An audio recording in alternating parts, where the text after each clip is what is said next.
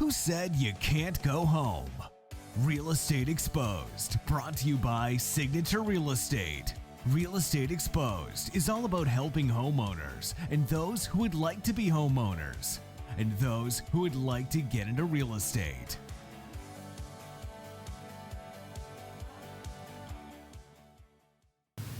Hello, everybody. We're live from Las Vegas with Real Estate Exposed, your real estate radio show, or not really radio, podcast thing. Vodcast thing. We do Funcast. whatever we do. We're doing it Funcast. here, and we're doing it live. If you are watching us live, then you know that we are on Facebook.com/RealEstateX, and if you are listening to us, then you're doing it through some form of podcast, something or the other, everywhere and anywhere, because that's where we can be found. Or YouTube. Or YouTube. That's what you're also doing. Okay. So that's our introductions. I'm Vandana Bala, corporate broker here at Signature Real Estate Group. I've got right next to me Mr. Brandon Roberts. I just felt like doing that. He is the owner of Signature Real Estate Group. And then to his right, Mrs. Shelley Panzarella, whose husband is here today, by the way. But I'm being censored today. Nope, don't be censored. Please don't be censored. It's bad enough. No. And Shelley has a title. You're the branch manager. Yes, branch manager, Of prosperity lending. I'll get that right one time when I do the introduction. Because you want to call me something else, I know. I do, but I don't. I can't say it in public. I mean, right?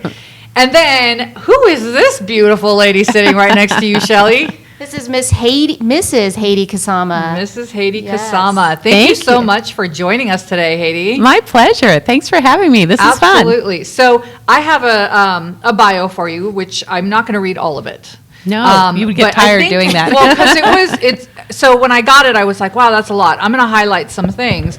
But I will tell you, one of my favorite memories of you was when you were president of the association, of the local association, and I actually sat on your board. You might have not thought that was the best memory of me, but it was definitely one of my favorite memories of you because you did a phenomenal job. We had a lot going on that year. Thank you. And you killed it, crushed it, and did it with style and class. So I commend you for that. That's Thank the you, nicest thank thing you. I'm going to say. Thank The you. nicest I'm just thing kidding. to her, or No, just like the you're entire in for a roller podcast. coaster Yeah, right no. now. It certainly was a difficult time, but it was an honor to serve. I mean, it really is an honor to serve, to have been elected president, and to represent the realtor family. And we're all entrenched in this business. We work really hard in it, and when we serve in those positions, it's a volunteer position. It takes away from our families and our careers and our jobs, and we still need people to do that. We need people to do that will step up and serve, and it's an honor when you can do it, and it just teaches you a lot when you go through that. None of it is, it's like getting ready for politics. There's politics no matter what group you belong to. There's politics in your own family, right? We're going to go for dinner tonight. You're negotiating over that, and it starts everywhere. And how do you bring people together and solve the issues, and I think that's if you become better at it the more you serve, and it's just an important thing that we can do, and I'm proud to have done it and proud to serve in other capacities as well. Well, I feel like you just set up like a great segue to why we have you on today. I can not be the only one speaking. Well, we're still waiting for the bio. Oh, We're waiting our turn. Jumped in. I don't know if I was supposed to jump in, but I jumped in. yeah, no, I'm glad No, you you're did. good. But you know what? Instead of me reading it, I'd really love to hear you. Just tell us a little bit about you. Let's do that. Is that okay? Are you That's guys okay great. with that? Love it. I'm okay with that. So, wow. So, I don't know if everybody knows, but my parents immigrated from Norway. So my parents were immigrants to this country. And when they immigrated from Norway, it was a poor country. It's one of the richest countries in the world now. My cousins are like, come back. You could just live here. We have state money. But they came like many people looking for the American dream. I'm a product of a typical immigrant family. They didn't have any money, much money at all. And when they finally moved I was born in Brooklyn, New York City, where a lot of immigrants from Europe came to, and they moved to the Seattle area, which has a lot of Norwegians there. And we finally got our first house, and that's probably where my love of real estate started, because it was very difficult for our family renting, not having your roots be able to put those down. And when we got our home in Edmonds, Washington, which is north of Seattle, you could just feel the pride in the family, and it was part of the community, and we became entrenched in that area. And it's just, to this day, it still gives me the best thrill to help somebody purchase their first home. I've sold multi-million-dollar properties, and I'm fortunate for the business that I have, and it's still, I think, what thrills me the most, because I just think that's the path to going down to building wealth in America and stability for our communities. And so, but I met my, fast forward into the Seattle area and living there. I became a CPA, put myself through college. I worked 3 jobs, worked very hard, got a federal loan, paid every penny back. You can ask me about my... Congratulations. You can ask me my opinion about forgiving student debt. I think it's outrageous. Then I want a refund.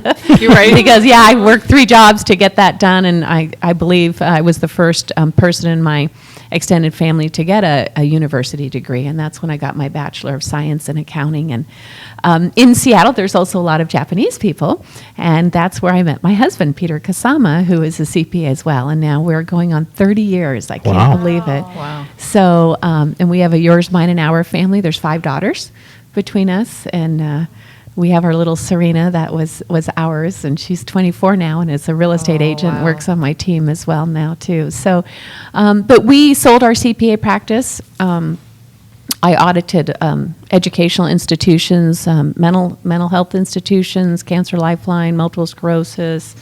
I did international taxes. I did audit the University of Washington, Washington State University, Western Washington University. I was a housing and dining bond specialist, so I made sure that the bonds that were issued by the state, that they were compliant with their covenants, and so you don't run into many people like me that did that kind of auditing, but it's interesting the things we go through in life and how they come back, because now running for public office, I have read those large budgets. I have been part of those budgets. I saw how they rolled up from the large state educational institutions up to the state budgets, and I'd love to use that knowledge in Carson City. But then came down here to Las Vegas. We were looking for sun. We found a lot of it, and but we love it. And I'm a complete cheerleader for Las Vegas and state of Nevada. I think it's an amazing place. I think like many other people, we knew it was good, but we didn't know how great this place was till we moved here. The weather is fantastic most of the year. We got a couple hot months, but and such a great community. It is a melting pot here. We have people from all over coming here, and it just makes it just a strong, vibrant community. We love it. I opened up my own real estate company, grew that to about 80 agents, and then merged with Prudential at the time, which is now Berkshire Hathaway. So now I'm the managing broker for the Summerlin office. I have about 250 agents that I manage, and I own a property management business as well, Kasama Property Management, and have certainly served in the industry as the local president for Las Vegas Realtors, and then the state president for Nevada Realtors, and served on the legislative committee, RPAC, and I also serve on the National Association of Realtors on the finance committee now, which is an honor to be serving on that as well. That's about a $300 million budget, so they fly me back and forth a few times to look over that budget as well. I'm exhausted. Yeah. I was just thinking, I'm not busy at all. Like, I don't do anything in comparison. Goodness gracious. What do you do for fun? Well, I mean, yeah, it's all just work. And So, well, my children have given up on me. They've decided I'm a complete workaholic. I am a workaholic. I started at 15, gosh, I had a 200 paper route, 200 home paper route, and worked in restaurants, and you just do what you do. And so I think it's in my blood. My family's decided I don't know how to slow down, but they're great. They're incredibly supportive. I do play golf once in a while. I like to read, and I like to go out and have a nice glass of wine too. That's awesome. Well, Those Shelley are all my loves her. favorites. Yeah, I was going to say, except for golf. You don't play golf. I have driven. Do you the even know golf what it cart. is? I do know what golf is. Yes, I've done. What is it? Soccer golf once. That was I broke my toenail, and that was the end of it. So no fun for me. No golf ever again. Never again. That's That probably funny. doesn't even count, right? Yeah. Nope. Nope. Not at all. Yeah. I go on. I've never even heard of that, soccer golf. Now you know why. Yeah. It's very dangerous. It didn't catch on. It didn't Yeah. trend. None of that. And I noticed in your bio, you, as you like to travel too. I love traveling. So have you done that this year at all? Wow, this year it's been super busy. No, I can't think of where we've been, but we've been, we've certainly traveled to Japan multiple times because Peter's from there, and he's been to Norway. Does he have a few family times. there still? Yeah, he's born and raised in Tokyo, Japan. So he came over here on a college scholarship. So his whole extended family is over there in Tokyo. So it's interesting because we get along so well because he was the only person that came to America, and my family came to America. And we only had it was just my brother and I, and my whole immediate family's passed. So I only have family in Norway. So we're kind of like just here in America and with our kids. And, and so that's our life. I don't know if you remember, but serving on the board for the Asian Real Estate Association, he was part of our board of directors. And I just remember every time he would, we would engage in conversation, he just always talked about you, and just his eyes always lit up and all the great things that you were doing. So we knew you through him, basically. He always, well, he's just a real sweet supporter. He is, yeah.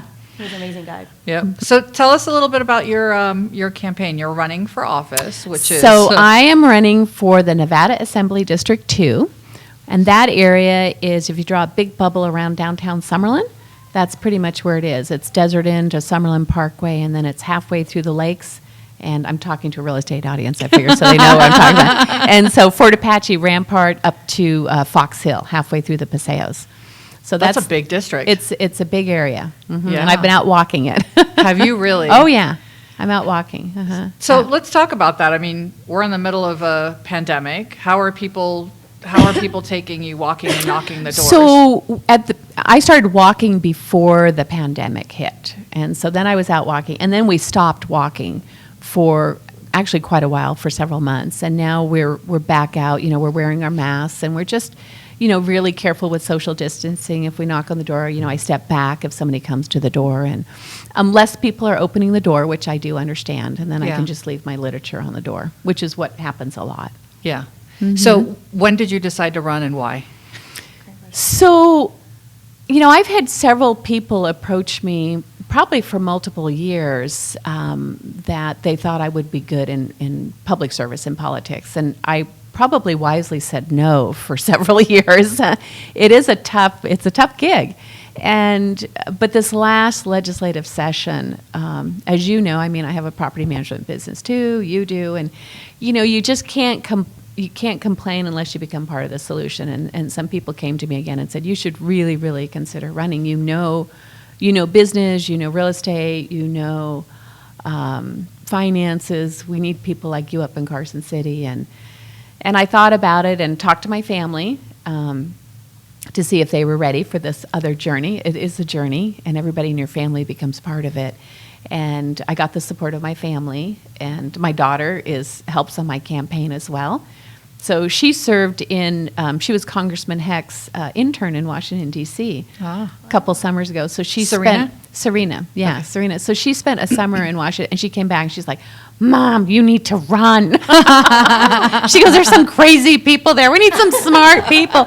You need to run. So she was certainly an incredible supporter of getting me over the hump to run as well. And so, I decided to do it. And my realtor family has been amazing. I wouldn't be here without the support of the local associations, the state association. It's just been so heartwarming to see the incredible support that I've received from my realtor family. And so I thank everybody for that. Yeah, I can't even imagine what it's like trying to fundraise during this time, and that's probably got to be the hardest task. Oh, it's crazy because nobody has money, everybody's hurting, and an assembly race, it's crazy. It costs like $150,000. Oh, geez. And you're paid about $15,000, and for us in real estate, that's a couple deals, and so. It is kind of a volunteer position stepping into this too, and so you have to have a real commitment to doing it and working hard and doing it. And so you have to believe in it, and I do, and that's why I'm sitting here. But it is hard, and then to ask people when can you help support, because you can't deplete your finances, and you don't want somebody that can buy a seat. You want people that have the support of their community that that move up to politics, because they're going to be committed to the community too. And so so it has been very difficult, and it's been a very odd year. And when I talk to this is the first year I'm running, right? It's in politics during this time, during the pandemic, and you talk to other politicians and they're like, yeah, this is not what we've been dealing with, and this is normally not how it is, and normally it's not this hard to fundraise, but nobody has money, or things are tight. And so it's just an interesting time, a little bit tougher. Yeah, I can imagine. Did you have a question? You want me to just keep going? Do you have a question? I'm good. Go All right, tell us a little bit about your concerns. You've got 'em and all of the written down. I don't actually. This is just her bio that I still have opened up. She's still reading it. Just so you know, we asked her, so what are we going to talk about that? Oh, don't worry about it. I got this. I No, got it, yeah. yeah. She didn't share your bio, nothing, so. Well, I got it late last night. Late last right? night, And yeah. so I I sort of remembered. ran I'm through it like, this oh morning. yeah, how did I ask for this? Let me email that. Yeah. But talk a little bit about sort of your platform like what you intend, or what your goals are as once you're elected. Well, I think one of the most important things we need to look at is keeping this a business-friendly state, because Brandon, you own the company here. I've owned my own businesses. I have my own property management and that. And we're the ones that, put out a lot of the risk to open up these businesses. And we invest money, and we work hard, and we're in early, and we leave late. And this is not the time to be taxing businesses. And our businesses are down. Many of the businesses are down. Real estate has continued to be remarkably strong. But for so many businesses, the casinos, the restaurants, I don't know how many my favorite restaurants are not open or looking at closing. And, they're employing 5-10 people. And we have a lot of small businesses that employ 5-10 people. When I talk about businesses, those are the businesses I'm talking about. And I think people have to understand that small businesses employ more people in the United States than any other business than the large corporations, and you can't lump them together. And we have to continue to support them so they do open, so that they employ their people. I look at some of the people running or people that are in the legislature. I honestly feel like if you haven't owned your own business and cut a payroll check, I just feel like you need that experience to understand how all the things pull together and run. And those of us that have owned our businesses, we have foregone pulling money out of the company to make sure we paid our secretary and the people that were there. We've all done that. We've invested before we took any money out to make sure that we could pay our people. And when we can pay people, they can pay their rent and they can pay their mortgage. And so we all have to work together. It's a full cycle, and I'm very passionate about making sure that we don't overregulate and overtax businesses, because that's the starting point to have our economies running and moving forward. I do believe we have to be very careful in overregulation. That just hampers businesses as well. We're in real estate. How long does it take to get a permit done through the county or to make changes? How much of that is necessary? Where can we streamline those things? And of course, our education is, Number one, everybody. from the bottom. We're on the bottom, and we've been on the bottom for years. Yeah. And I do not believe the solution is throwing more money at it, because we've been doing that for years too. And so we have to have program audits. People say we need financial audits. Well, financial audits, they keep passing. I mean, the money comes in, you can account for what came in, you can account for what went out. And so they have financial audits, but what we need is program audits. Where is that money really going? Mm-hmm. Because we have to direct that money back to the classrooms and the teachers that are on the front line. There's too much administrative overhead, and we've got to work, and we have to really delve into that budget and see where all that money is going. And those are things that I think need to be done. I'd like to be part of that. Have you? Solution. What do you think about the SOTs that are in schools now? Right, they're the What is that? the SOT. So every public school now has a team of parents, teachers, and students in the high school level where they get together and they look at the budget for the school and they actually determine where the money's going to be spent. Have you not heard of it? You haven't No, been? I have a high schooler. No, is that different than a PTA? Yes, it's very Oh. different than a PTA. Because I'm not part of that either. Well, that's the first place you get involved.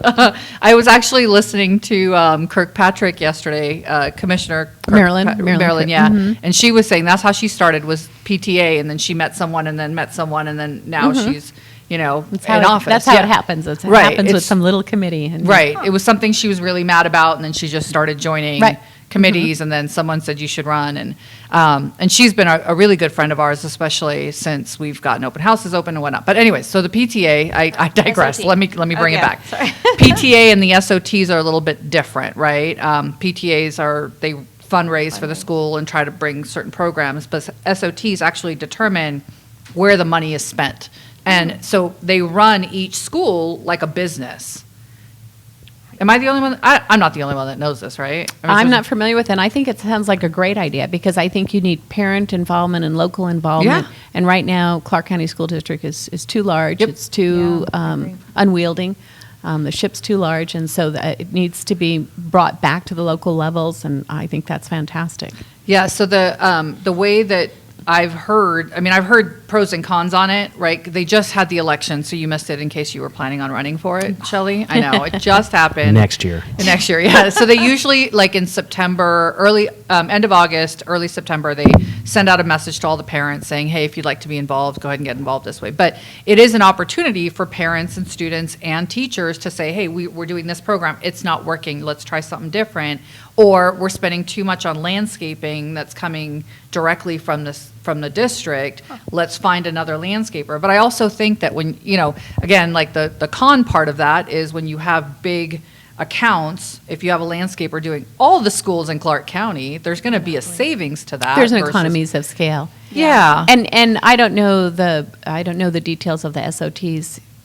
Are they making recommendations, or can they actually make financial changes? So, does the Clark County School District, oversight still control it? So, how much can they move that? Because I think it's good you need local involvement to see what's going on. Yeah, so I've never ran for the SOT because I have way too much on my plate. And honestly, I'm not I don't love politics that much. Yes, you do. No, Yes, you do. Who is she And based on talking her about? bio, I don't think you're doing and I'm enough. sitting here. Yeah, exactly. I don't like politics. I'm sitting here running for I an know, office. I know. Well, and I haven't quite gotten to the SOT part. I've thought about it. Every year they send it to me and I fill it out and I have this hesitation and this anxiety. You know how that feels of like actually should sending do in it. the form. You should do yeah. it. Well, maybe next year we'll see. Yeah. If I don't run for PTA. Then For I'll, the PTA. then I'll call you up and I'll say, somewhere. what's going on? How is this really working? Yeah. Exactly. Yeah, because I'd love to know a little bit more about that. But anyways, we digress. Let's get back on point. So you were talking about getting involved in the school system and education and making us not number 46 or 47, but actually higher up in. Let's move us up because we need to help our students be educated. And again, that flows through to our economy. We have businesses coming here and they need an educated workforce. And we've got to be able to supply that. And I believe we've lost businesses to California and other nearby states. Because of the schools? Because of our schools. Yeah. And, some large businesses that may have relocated here are looking at their families that they're going to relocate and where they're going to put their kids. And not everybody can put their kid in a private school, nor should they have to. Right. I went through public school and, and so. Turned out great. Yeah. I read your bio. She's the anomaly. But we should be able to have that confidence that we can send our kids to the public schools here and they're going to be educated and they're going to be safe and they're going to become contributing members of society. And so it's an important thing for the whole state to really grapple with this issue and make some tough decisions so we can start raising the bar. I know Florida, I'd like to research more on that. Florida was ranked one of the lowest, and they worked really hard and they brought decision making back to the local levels, and they have continued to raise the bar up and have continued to raise in the United States as their rankings at schools. So other states have made it happen, and we can make it happen too. Do you think some of that has to do with the income that we're providing our teachers? because there are other states that are giving them a higher pay, right? And I know that we've talked a little bit about, and when I say we, I mean like the state has talked about matching teacher salaries from other states. Like, hey, if you're coming from California, we'll match that, right? But me so because of that, there's been teachers that have stayed here in Las Vegas and then moved to California to get a higher salary, then come back to get a higher salary because there's only so much that they can, like their raises are only, I don't know how to say it. Incremental. So Thank you. So What he said. So we do I'm here for. need to raise the income of our teachers that are in the classrooms, and that's my point. Is that there's too much of the money is on the administrative level, so we've got to bring it back to the classrooms. We've got to pay our teachers that are in the classrooms more money and direct more money right into the classroom, not at the administrative level. I like it. Okay, so what else? What else you got on your platform? So, Let's talk landlord tenant law, unless you don't want to yet. well, because that'll take up the rest of the Right. of the Just chomping at the broadcast. bit. But, Right. Okay. I know. I'm like, The real reason you're here. but it's it's just I'm baffled by what's going on. First of all, I think it's contract interference. What is going on? The other thing is that's one of the bills that we want to present early in the legislative session coming, is because right now the governor is working under emergency powers. I think we have to define how long is emergency powers. I don't think it's emergency powers when we're going on 6 months.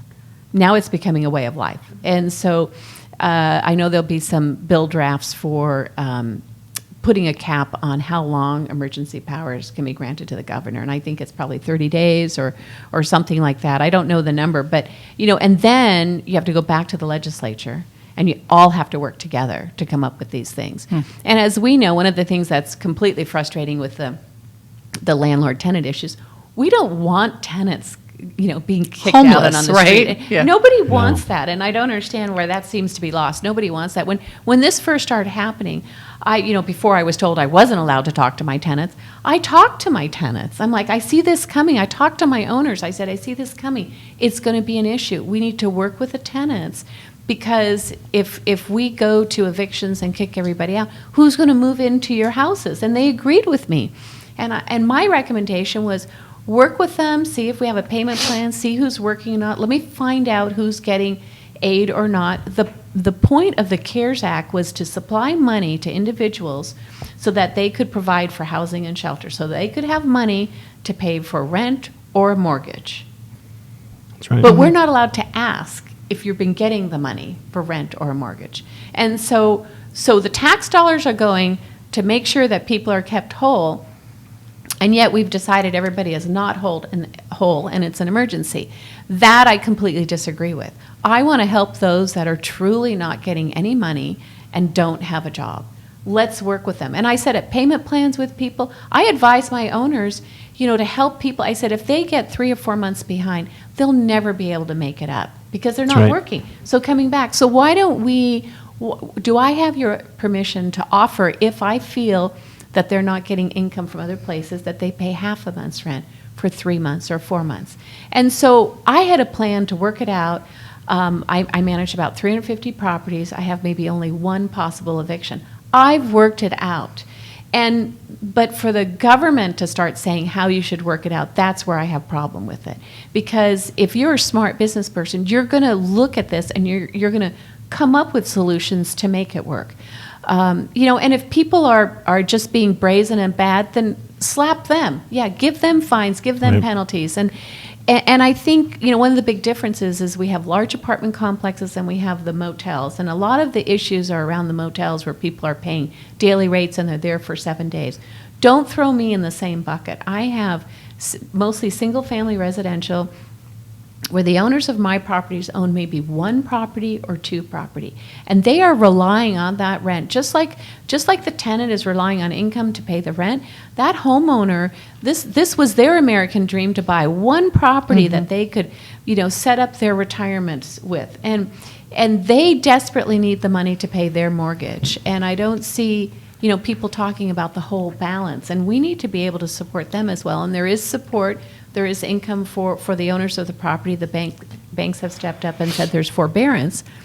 But again, forbearance doesn't mean they can't pay it. It's just tacked onto the end of their loan. But the other thing that's happening is it's still showing up as a late payment for the owners. So we've found out from owners that now their credit is being impacted, and if they want to go, they need to buy something or do something, their credit is low, even though the government has said, you know, the banks have to work with you to tack on those missing payments on the end. It is still impacting these owners.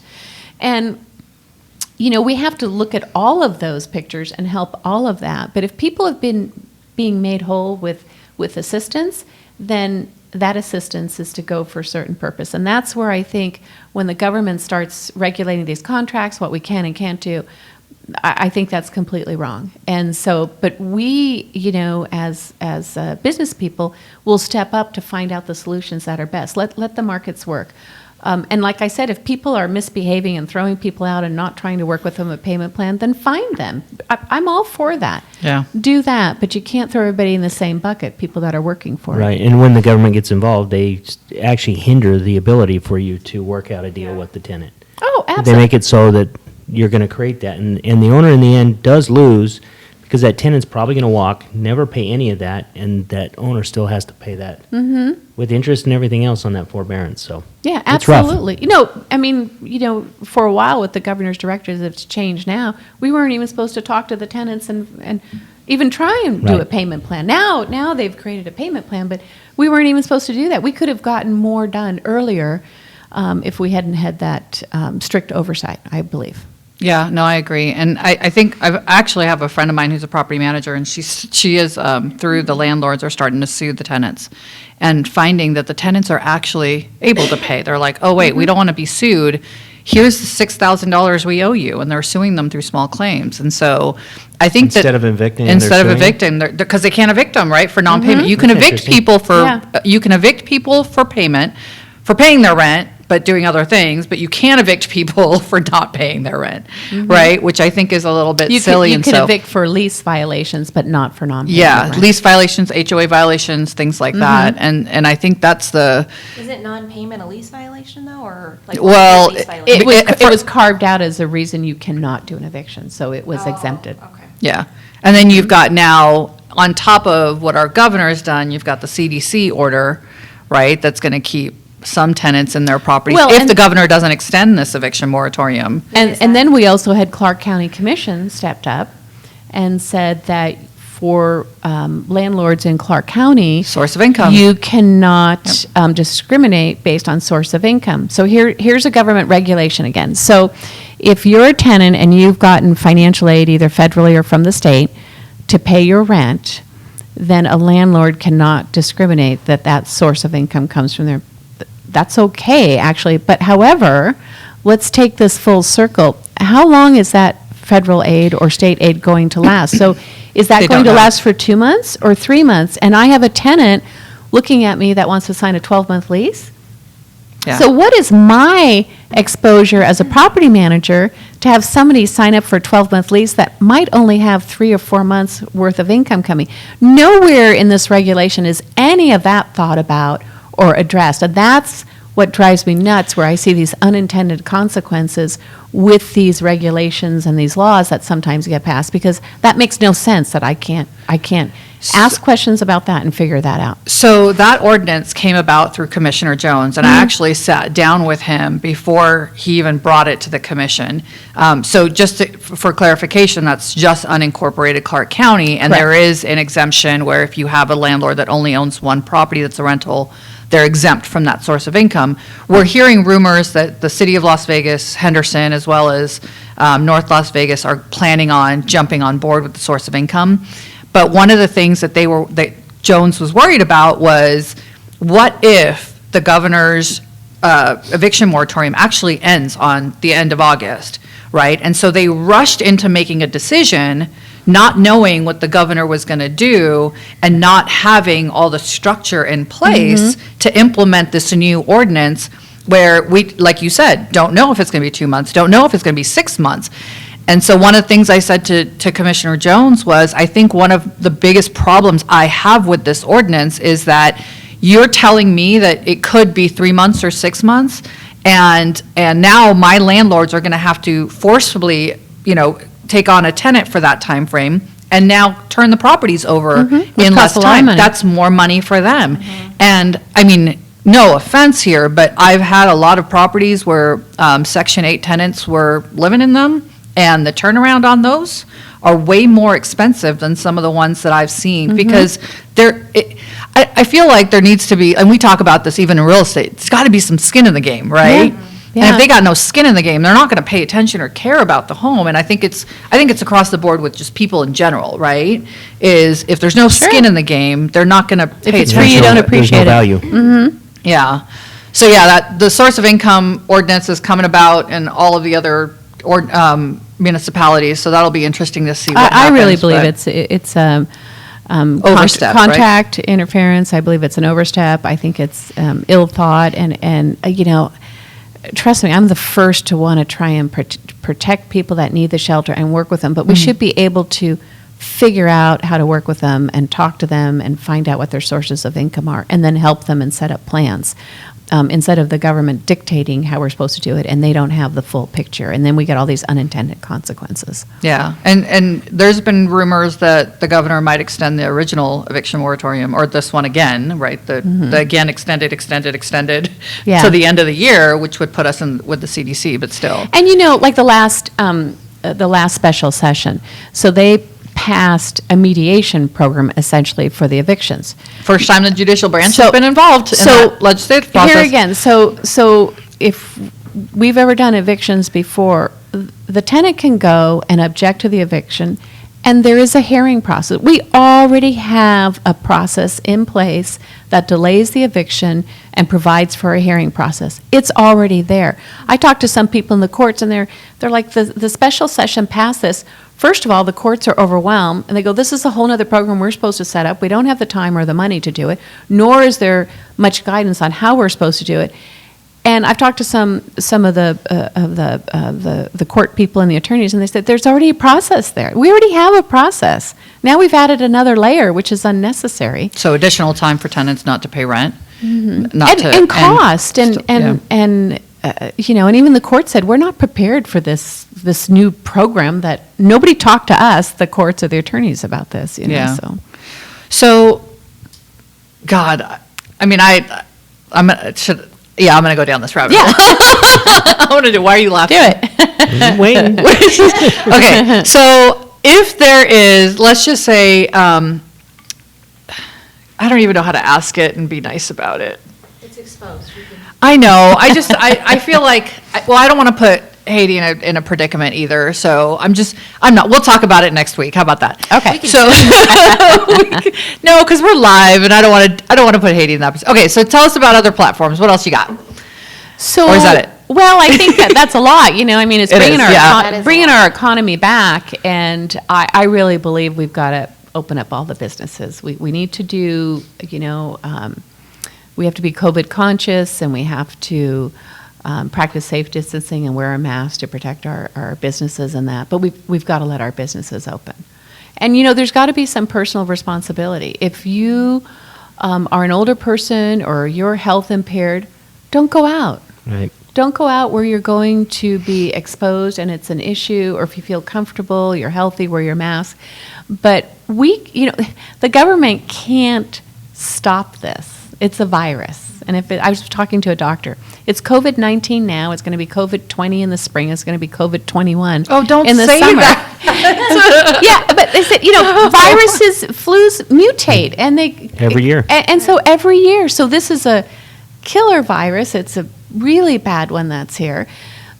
But people have to. If you're health impaired, then please don't expose yourself. Then don't go out there. It is a dangerous virus. It's very dangerous. It is killing people. And so, but you have to have some responsibility that the government can't fix it and mandate to all the businesses how to protect everybody that walks through your door. It's impossible. And so, let them open up, and people, we've got to have, I always say, I'd put a sign on the door that says, I cannot protect you. If you're worried about the COVID virus, don't enter my premises. I like that. Let them open up, and then let's, of course, we want to practice social responsibility and protect the businesses and people around us and wear masks and what the medical doctors, advise that we should be doing. But we've got to help these businesses open up because it is literally killing our economy, and people die from poverty too. And so we've got to get, we have an increase in domestic violence and violence and alcoholism and everything else going on because people are frustrated, they're not working, they're depressed. So we have a lot of other consequences happening with how it's being handled right now. So let's get our businesses open, let's get our economy open. Okay. I think Brandon wants a copy of that sign. Yeah. He needs 5 copies of that sign Yeah. for all 5 offices.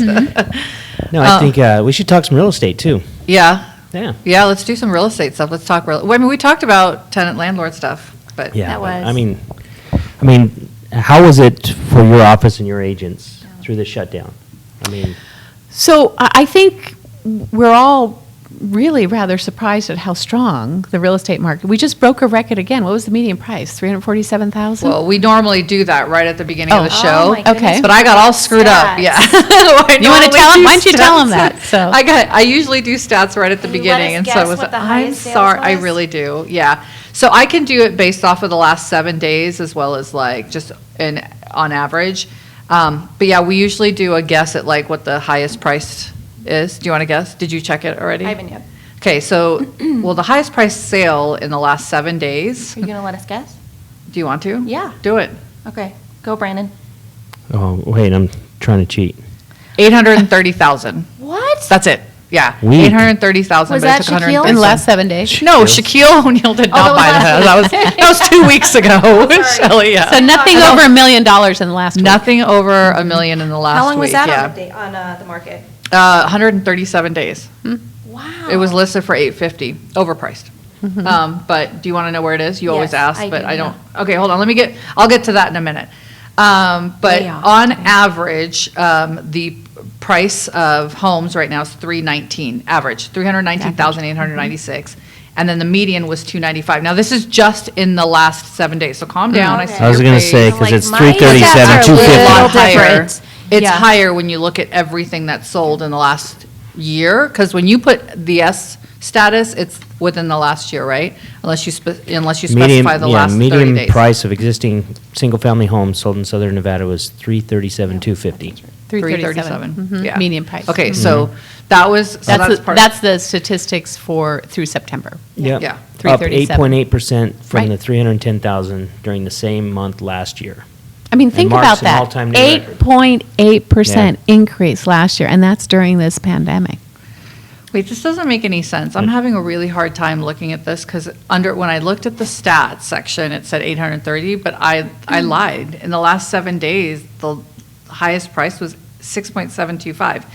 It's Million. coming up weird. Don't look at me like That's that. what I said. 6 million. I was closest. $6,725,000. Said $1. in Summerlin. Yeah. So where that was over that? in the Ridges.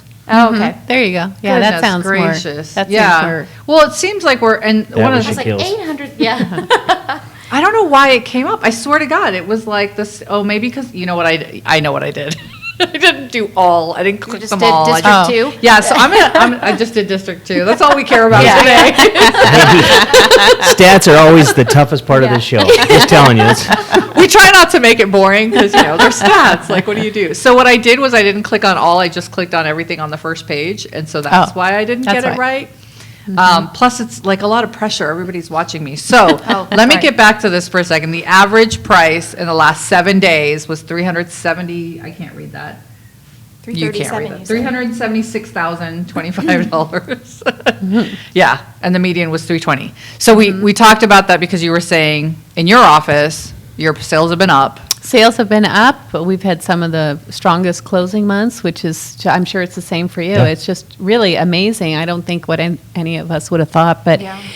I think the interest rates are driving so much, it's incredible. And I think, the other states are fleeing their Yeah. states, literally. I mean, look at California. It's sad. It's on fire, literally. Yeah. It's on Fire sale. It's on fire with politics. It's on fire with nature. It's Yeah. it's a hot mess over there, And so people are coming over here, and we see that a lot. People calling up and just wanting to come over here and get All out. parts of California too, not Yeah. like before it was just Southern California. Now we're seeing it all over California that they're coming here from. They're being, to my point, they're being overtaxed and overregulated, and they want to come back to places that encourage people that are entrepreneurs and working hard. And we've always done that. Nevada's been a great state for that, and we have to keep it that way. Yeah. And then they want to get involved in our politics and change it back to California. Yeah, which I hope does not happen, No, because that yeah, would be exactly. horrible. Horrible. Horrible. Horrible. Well, I got these things, these Invisalign, so I'm having a hard time speaking. Like I there are wondered what some. was going on over there. Yeah, there. So I've got. Can't see them. You can, Yes, you can. because they're invisible. They're Invisalign. But when I say my phone number, I'm like 401-1404. Like I have to really Enunciate yeah it very enunciate well. it. Yep. And so there's a lot of little things. Is that why you're looking at me weird today? Yeah, I just couldn't figure it out. No, I know. I didn't know what was in your teeth. It was invisible. You're like, why is she talking like she cut her tongue off or something? Yeah. It's the teeth thing. So it's a little awkward for me to speak. I'm having a hard time. Is this week 1? This is week 2. Okay. And next week I get a tooth out because apparently they're not going to line up right if I don't. Ouch. My dentist made a decision. But that has nothing to do with real estate. So It does. It's overcrowded. Who's going to talk next it's Leads California. right into our next segment. These are this is my California we're getting rid of this California tooth, right? No more. He's fleeing. It's fleeing the rest of the mouth. All right, so you sent a couple of articles, Brandon.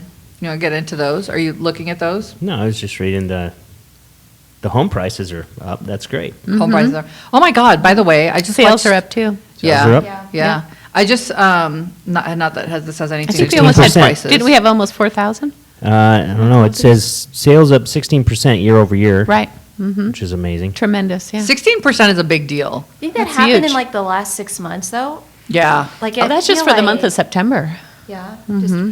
which is usually the quietest month for us, right? I Right. mean, September is when people start like finishing up their home buying experience for the most part, and then the rest of the month or the rest of the year is just trickling, right? September, October is usually pretty good. But you're right. Yeah. 3996, so almost 4,000 homes. I thought I remember that, which Yep. is that's one of our strongest closing months in a long, long time. And the inventory is way down. Yeah. Yeah. So We also have a 40-acre medical campus that's coming to I Henderson. saw that. Did you? I think that's kind of cool. That's my neck of great. the woods. Yeah, so you'll finally have good health care over there. We'll take it. We got this. I thought you were schools moving and, here, though. To the Uncommons. Have you heard of the Uncommons? Is this like the new? So I met with a commercial broker yesterday, and she had shared this Uncommons. Uncommons, I think is what it's called. It's just a big, multi-use Oh yeah. place. It's beautiful. Work-life harmony, inspiring workplace committed to a new level of health, innovation, and community. In Henderson. No, right here. Oh, right here. She Okay. kept saying right here, and Brandon and I were like, oh, at the bend? No, right here. Yes. Like, there's a hole right next to our The old building. Sullivan Square, is that what we're Is that what talking it about? is? Remember that, you Let me guys? pull it The up. old Sullivan Square at the curve, yeah. Yeah, I don't know exactly where it is, but Shelley That was must be talking where about it's it. I at. thought that was kind of cool. So they're Yeah, starting. if it's right here, that's where it's going to be. It's the old Sullivan Square. 2 million breaths in your office. I don't know what that means. Make every Uncommon breath count. property coming to the Southwest Valley. Matter Real Estate Group. Nice. That's not us. Great. Yeah. And then anybody's noticed open doors under federal investigation For Ooh, I didn't see that. Tell me leaving about the that. door open. for leaving the door open. Open Doors officially filed its announcement to go public after announcing its merger with social capital Hedo Sophia Holdings Corp. in September, but the filing also revealed that Open Door is under investigation by the Federal Trade Commission over its advertising practices. According to the filing, Open Door in 2019 received a civil investigative demand. In August 2019, the FTC sent a civil investigative demand to Open Door seeking documents and information relating primarily to statements in the company's advertising and website, comparing Open Door's offers to purchase homes to selling in a traditional manner using an agent, and statements pertaining to Open Door's offers reflecting or being based on market prices. Pachang! That's what happens when you lie. No. Hammer time. You know, I never government gets involved. quite understood that you could walk up to one of their doors and just call somebody and they gave you the code. You didn't have to could call be- anybody. You could be anybody. You could be a squatter walking up there and get the code. If you have the app. I just could never quite understand All that. you have to do is have the app. You have the app, you punch in where you're at, I've it called with finds no it, app. and boom. I've called with no app. I've just called the phone number on the door. And Squatters don't have phones or apps. Yeah, so and they gave Maybe me, that's what it and is. how they keep gave me them the out. code to the door, and I walked in. I was like, wow. But they have this camera is systems crazy. in there. They've got alarm systems. Like they've Do got a they? whole they've got like when you go into them, you'll notice there's like alarm systems and it's just a whole bunch of shenanigans. But yeah. Mm-hmm. So they're under investigation. So that's kind of exposing, I think. What happened? Oh, I'm just trying to find out He's exactly trying where to the explore. uncommons are. Explore the uncommons. The uncommons. Yeah. So that's been interesting. What else you guys got? Brandon, pay attention to us for a I'm second. paying attention to the uncommons. To the uncommons. Well, tell us a little bit about it then. I don't know. Shelley So just I do told have us. a question. So knowing there it that is. our very own here is going to be entering into Presidency of the association. President-elect, now president in 2022. And congratulations. What words of advice would you give him? Oh, good one. So, the words of it. Run fast. One, yeah, don't have everybody get in trouble in the association, because then you have to deal with it. But it's really having an open ear to working with everybody, because, you know, everybody is serving on the board and on committees, and you have to respect that they're all giving their time. And you might not agree with them, they might not agree with you, but to have an open ear, to listen to the different viewpoints, and then you have to bring it together. Then you have to, at a certain point, kind of wrap it up and bring it together. But everybody has a right to have their opinion voiced and to be able to listen to that, because you're going to be looked at as a leader that will lead them, and they want you to lead them. They want you to give them advice and bring them together. But I don't think you don't want to do what we see in national politics, which is polarizing, and you want to stay away from that and find the ways that, you know, if you always have in mind, is this something that is good for the association, which is good for the members or not? And what is the cost, and how can we move this and bring this together and be respectful of those that are serving and volunteering their time too? That's what I try to do, and I think that'd be a good thing. Yeah, no, you did a great job. And You were on her board too, right? no, I came in Oh. the year after. She was past president. Ah. Because Keith followed you, right? Yes. Yeah. Keith was the first. Yeah, he was the first one. Well, that was a great example for you. Yeah, it all went downhill after. Boom! That's for you, Keith. No, but I noticed the polarizing thing. I just making some calls yesterday for people for vice chairs of committees, and man, some people really unloaded. You know, they're pretty upset with different things, and it doesn't take much for people to get offended. So.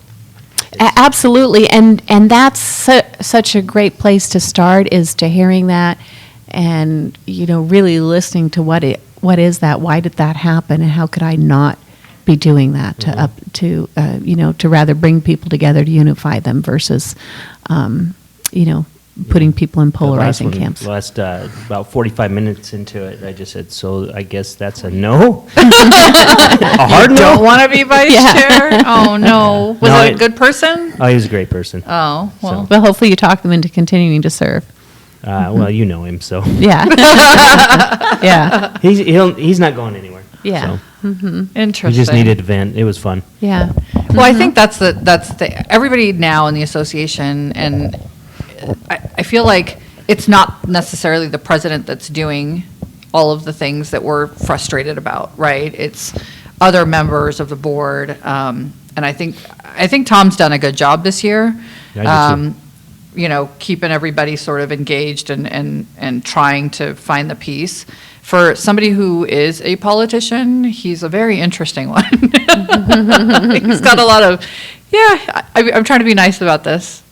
Somebody You're else take smiling. over. I know. Somebody else take over. Just say it. Yeah, no, He he's. can take it. He's taken I a know lot he this year. can. He actually has, and I think he's done a good job overall. It's just his board is a little out of control. most of the You know, members? I think you have to understand that there'll be issues. When I was president, I had 3 lawsuits against the association. We changed the lockbox contract. We had, I was the, I know they had tried with various presidents, but I was able to bring the board to a conclusion to actually vote on and approve selling our old location. That happened under me as president, so I was able to get that done, that we started that process and got the approval to sell and do that. And there was a lot of discussion around that. And again, I approached it from a financial way, you know, what is the cost for running an old building and not only our brand, but running it, and is it an area that we're proud of our realtors coming to for classes and signing up, and so we were able to get that done. But you know, there was a lot of things I dealt with that was contentious, and I believe every president deals with things that are contentious, and so you have to expect some of that, and then how are you going to move forward and again try and bring people together is what is your role? That's the role of the president, I believe. Well, I'm glad you talked him into selling that building and building a new one. 'Cause Yeah. This one is awesome, yeah. Yeah. And Yeah, it's it's a close. great one. It is super Yes. close to our office, Yeah. right? It's like right down Yeah. the street. It's easy for everybody, really, off the freeway, from Yes. people Yeah. from Henderson Yeah. and the west side. And Well, let's talk about rates before it's too late, because Rates. we're almost at that time. Nothing where- really exciting on rates. They're still holding pretty steady in the low or the high 2s, low 3s. which is amazing. Yes. Amazing. When we talk a lot about affordability and everything, that really makes the difference, I think, today. In all of the clients that I've been talking to, like, I have the sense of urgency is because of the rates. And they're Yeah. no Right. longer talking about the value of, the sales price anymore, where it used to be like, oh, I'm just waiting for our sales prices to drop so I can jump in. Now it's like, when do you think the rates are going to go up? And I'm like, I don't know, but you better get on board. Yeah. The Yeah. rates are low. Well, I heard that there might be an extension on like keeping rates low until the end of the year. Is that not true? So the Fed fund rates, they have said that they're going to keep, so that's like the short-term rates, those are going to be at 0 is what they're saying all the way through 2023. But remember, that does not affect. Yeah, I was gonna say, what's the mortgage difference? rates. So the mortgage rates are your 30-year, your 15-year long-term rates. I mean, last time they did this, mortgage rates, when they said short-term rates are going to be low or 0, mortgage rates were 3.5 to like 4.5, and they varied up and down. Ah. Here, they're going to keep their short-term rates to 0. So you want to buy a car, maybe you want to do, credit cards, things like that. Those types of rates are going to be low, Very low. very low. You didn't watch your mortgage moment, did you? No, I'm asking. She did it. I did, which is why I'm asking Oh. the question. Oh, Thank you. sure. Ew. Ew. I'm not asking, not everybody has access to her mortgage minutes. Well, it so- is It's all on on YouTube, YouTube. so make sure you like and subscribe. There you go. Nice. Oh, lovely. All right. What else on rates? That's it? That's it. That's all I got. All right. Fantastic. Do you have anything to add, Brandon? Or just thank you so much for coming in today, Heidi. Oh, Yes. I truly enjoyed it. If anybody wants to find out more about me or the platform, you just go to HeidiKasama.com. And that has my my political platform, and you can donate there too. So you said Heidi, but we say Haiti. So my realtor family, I am Haiti, Yeah. but I've found actually my campaign people said when I'm out, out in the public, and they're like, it's too confusing. They look at it, they see how it's written, and they're all going to call you Heidi, and they go, let them call you Heidi. So I'm like, Got it. okay, but if I walk down the street and somebody calls Heidi, I don't turn around, but if people call me Haiti, that's my realtor family and Got it. and friends, and Yes. you guys know me as Haiti, and that's my good old Norwegian pronunciation. So that's HEIDIKASAMA.com. That's What right. about Right, with that's voting right. and everything? It's going to be it's different, right? The voting is going to be. So they're going to start with early voting coming up here now. Ballots are going to be mailed out. They're probably going to start arriving in your mailboxes in the next week or so. Okay. And so you can have mail-in ballots. They're going to have multiple early voting stations that you can go and vote in, and you can also vote in person on November okay. 3rd. So you can still go vote in person. There's plenty of places that you can go do that, just like we did before. Great. Yeah, that's what I've always done. It's just been the easiest, I think. Well, I thought with everything going on, they were going to. They are doing mail-in ballots as well, so that will be mailed to your home as well. Got it. So you'll get So- those, but you can go out and vote So in you can person. vote early and you can vote often. Yes, you can. Just one time. Don't do that. But vote in November, and then That's right. and then you will be in office in January. So February, first Monday in February, February 2nd is the first day of the legislative session. Right in time. Yes. Yeah. For the first do you already have your bills written out that you want to? No, there's a couple drafts I've looked at and certain things to look at, but that's a little premature. That'll be coming. Okay, sounds good. Then we won't make you talk about it. What? We just got our wrap. We're going to wrap up. Oh, did we get the wrap up notification? Yeah, let's wrap up. Brandon, you want to say it this time? You can end. You've been very quiet today. Goodbye. There you go. Find us on Facebook.com/realestatex or anywhere podcasts are heard. Bye. Sold. Bye-bye. Bye.